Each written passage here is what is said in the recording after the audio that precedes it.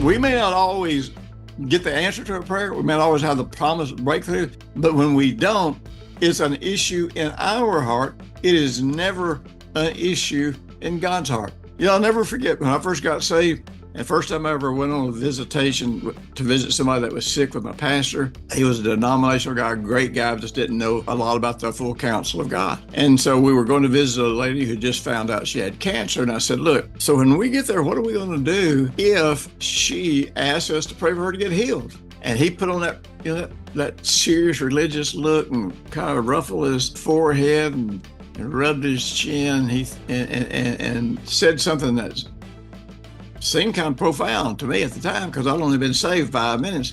He says, well, before we can pray for her to get healed, we need to pray first and see if it's the will of God for her to get healed.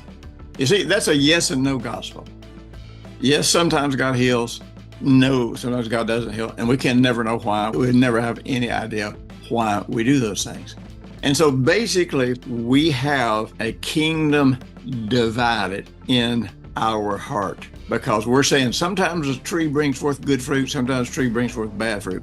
I got news for you. If you believe Jesus heals sometimes and doesn't heal sometimes, I can promise you this.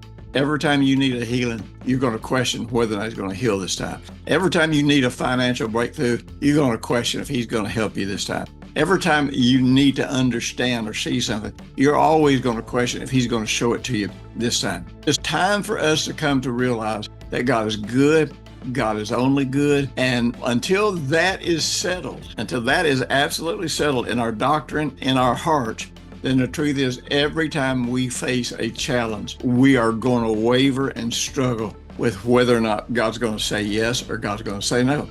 But remember, anything that Jesus ever said yes to is yes permanently. It's yes for the end of time. Now, he may do it a different way than the process he did it before, but the promise is always yes. It's always sure.